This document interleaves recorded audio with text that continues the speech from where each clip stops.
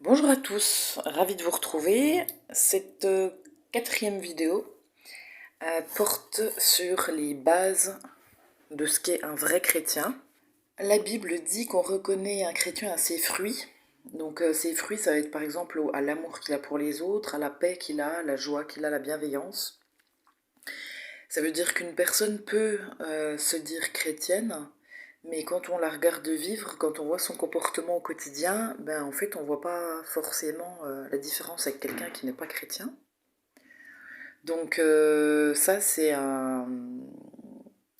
Les fruits, ce sont des indices concrets, des signes concrets de la foi de la personne en question. Alors après, évidemment, hein, on est tous différents, donc certains traits peuvent être plus accentués chez certaines personnes que d'autres. Il y en a un qui sera plus dans l'amour, l'autre qui sera plus dans la bienveillance. Voilà, on ne peut pas avoir, je ne pense pas, tous les fruits développés de la même façon. Ça dépend aussi de sa propre personnalité à la base. Mais voilà, c'est des fruits que tout chrétien doit avoir un minimum dans son comportement. Et en fait, pour moi, le fait de se dire chrétien, ça suffit pas. C'est trop facile. Il faut que ça se voie. Et en fait, j'ai un petit peu observé certaines choses dans le milieu chrétien et dans le milieu des personnes qui ne sont pas chrétiennes. Et en fait, c'est vrai qu'on dit souvent que certaines personnes qui n'ont pas la foi semblent être plus chrétiennes que des gens qui se disent avoir la foi. Et en fait, je pense que de la même façon que quelqu'un qui a un comportement identique à celui d'un chrétien mais qui ne croit pas en Dieu, malheureusement la Bible dit que ça ne suffit pas, puisque ce qui nous sauve, c'est le fait de reconnaître Jésus comme notre sauveur et notre Seigneur. Mais à contrario, quelqu'un qui va dire moi je crois en Jésus-Christ comme mon Seigneur et Sauveur, et qui dans sa vie ne manifeste pas cet amour des autres, cet amour de Dieu, et ben du coup on ne pourra pas vraiment dire qu'il est chrétien, quoi. Mais moi je vais encore plus loin. Et je pense que dans le quotidien, il y a des petits gestes banals, hein, accessibles à tout le monde, donc d'autant plus aux chrétiens, qui pour moi sont un pas supplémentaire vers la manifestation de cette foi au quotidien. Ça va être par exemple se tenir la porte.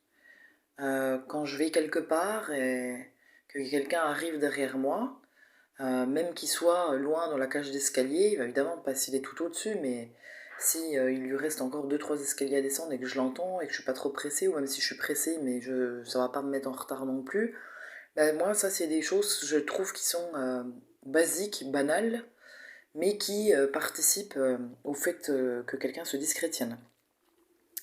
Des bases qui pour moi sont indispensables et inexcusables, c'est le fait de dire s'il te plaît merci, même à des gens qu'on connaît très bien, notre entourage, notre famille, notre conjoint.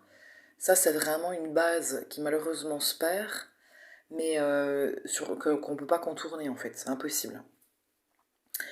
C'est aussi le fait, quand on est en groupe ou avec quelqu'un, d'essayer de ne pas lui couper la parole, de se retenir, de la laisser finir parler, de la laisser dire ce qu'elle a à dire jusqu'à la fin, même si elle ne trouve pas ses mots. Parce que c'est vrai que des fois, quand quelqu'un a du mal de s'exprimer, ne trouve pas ses mots, n'a pas une élocution fluide, c'est très facile de lui couper la parole ou de chercher les mots à sa place.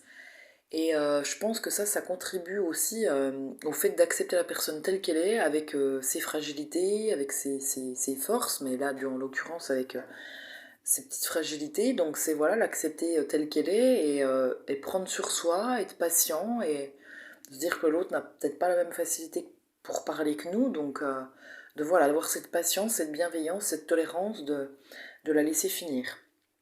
C'est aussi pour moi s'intéresser à l'autre. Je suis souvent surprise quand on est à plusieurs, ou qu'on rencontre des gens et qu'on connaît pas forcément, de voir que certaines personnes ne manifestent pas un certain intérêt à connaître l'inconnu, la personne qu'elles connaissent pas. Et en fait, je trouve que sans partir dans un interrogatoire ou être en mode détective privé à poser des tas de questions qui peuvent être intimes et malvenues, Mais j'avoue que je comprends pas quand on rencontre quelqu'un, en fait, de pas s'intéresser un minimum à la personne, de savoir ce qui lui plaît dans la vie, ce qu'elle fait dans la vie. Voilà, c'est un petit peu ses passe-temps, enfin d'apprendre à la connaître, quoi, tout simplement. Et ça, je pense aussi que quand on est décentré de soi-même, c'est-à-dire qu'il n'y a pas que notre petite personne qui compte à nos yeux, on va spontanément avoir envie de connaître l'autre, de voir voilà ce qui lui plaît, d'apprendre à la connaître tout simplement. Ça va peut-être vous faire rire, mais l'autre jour, on regardait la télé avec mon mari, le journal télé, et Jean-Marie Blanquer, donc le ministre de l'Éducation, était invité. Et c'est quelqu'un dont j'avais entendu parler, mais que je n'avais jamais forcément vu physiquement. Et en fait, j'ai un petit peu regardé sa gestuelle et son comportement. Alors, je ne sais pas s'il est tout le temps comme ça, si c'est spontané, naturel, ou si là, en l'occurrence, il était plus fatigué et du coup, il était différent. Je ne sais pas, mais je pense franchement pas. Et j'ai trouvé dans son attitude, en fait, qu'il reprenait quasiment tout ce que je viens de dire, juste avant. Je l'ai trouvé très très doux, très gentil, très respectueux quand il interrompait malgré lui le journaliste. Tout de suite, il lui disait oh, allez-y, excusez-moi, je vous ai interrompu. Du coup, le journaliste reprenait là où il en était. Et il était très attentif à ce que disaient et le journaliste et le médecin qui était invité pour parler du coronavirus. Et en fait, vraiment, j'ai trouvé son attitude digne de quelqu'un qui pourrait être chrétienne, en fait.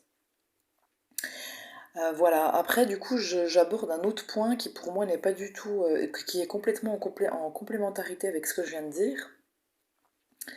C'est que je pense qu'en fait tout ça est possible quand on s'aime déjà soi-même. Je pense qu'il y a un gros amalgame qui a été fait sur le commandement aime ton prochain comme toi-même, dans le sens où on a malgré nous, et on nous a aussi par notre éducation, incité à être presque plus sensible à l'autre qu'à soi-même, aux besoins de l'autre qu'à ses propres besoins, à l'amour qu'on doit porter à l'autre qu'à l'amour qu'on doit se porter à soi-même. Et malheureusement, en fait, je crois qu'on est en grand manque d'amour, mais de l'amour qu'on doit s'apporter à soi-même en fait. Et tant qu'on n'alimente pas cet amour soi-même, évidemment avec Dieu, Dieu est notre source première d'amour, mais un jour j'ai reçu en pensée, apprends à t'aimer. Et c'est pas facile parce qu'en fait on n'a pas du tout l'habitude de s'aimer, d'être bon avec soi-même, d'être tolérant avec soi-même, d'être euh,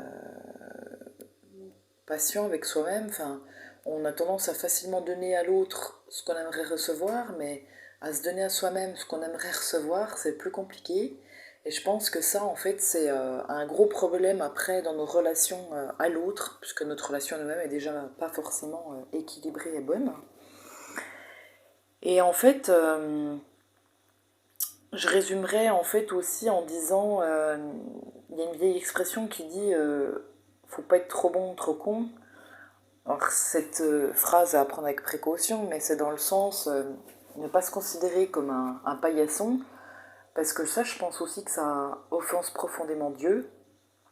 Si je reprends mon exemple du papa avec ses enfants, comme j'ai pu illustrer ma vidéo sur le thème de la prière, imaginez, vous êtes parent, vous avez un enfant et cet enfant fait que de se dévaloriser, que de se critiquer. Il n'aime pas à quoi il ressemble, son physique, il aime rien chez lui en fait. Et ben ça va profondément vous attrister parce que c'est votre enfant, vous l'aimez plus que tout. Et voilà, ça va profondément vous attrister qui s'aime pas en fait. Bah, c'est pareil. Et je crois que, alors sans tomber, hein, il faut toujours nuancer, sans tomber dans l'égocentrisme, dans l'avantardise, dans le surestime de soi, le suramour propre.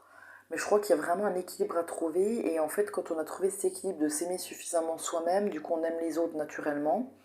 On est bien dans ses pompes, on est bien en société, ça se voit, et c'est là qu'on rayonne le plus et que du coup on est des vrais témoins de notre foi auprès des autres.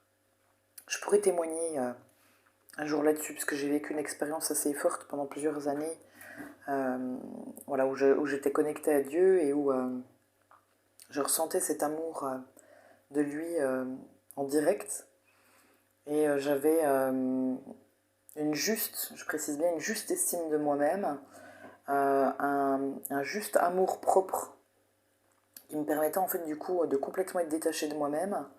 Alors c'est pas du tout contradictoire avec ce que je viens de dire, c'est-à-dire que c'est comme si le dossier clair était rangé et qu'en fait j'étais tellement bien dans mes baskets, tellement bien avec les autres, dans la vie, avec la vie, que du coup j'avais pas besoin de parler de moi, j'étais bien avec tout le monde, j'aimais tout le monde, enfin c'était un sentiment merveilleux que voilà, que je ne vis plus actuellement suite à une épreuve personnelle, mais quand j'aurai à cœur de vous partager ce témoignage, je le mettrai en ligne.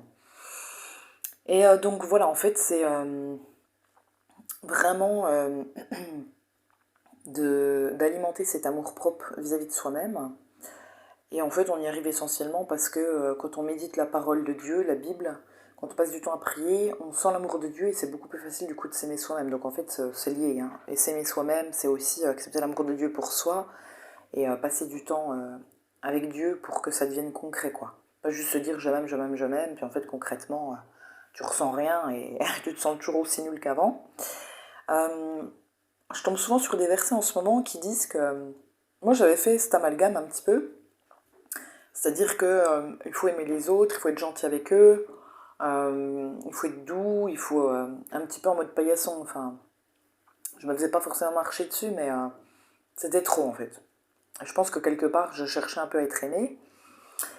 Et je tombe beaucoup sur beaucoup de versets de la Bible en ce moment qui disent qu'il faut dire la vérité à son prochain, dans l'amour évidemment. Et finalement, je me rends compte que, en fait, il ne faut pas flatter les autres, surtout pas flatter les autres, ça sert à rien de tout le temps aller dans leur sens si on n'est pas d'accord. En fait, il faut vraiment être soi-même, simplement pas être dans l'agressivité ou pas chercher à tout le temps exister absolument, à donner son avis sur tout, voilà, c'est une question d'équilibre en fait, mais pas chercher à trop être là en mode serviteur des autres, à toujours être là, être indispensable, être présent partout, parce que ça montre clairement une carence affective chez la personne et du coup je pense qu'inconsciemment il y a beaucoup de gens qui font pas d'introspection et qui du coup vont avoir tendance à dominer, même persécuter la personne qui va se sous-estimer et qui va du coup être en mode paillasson pour les autres.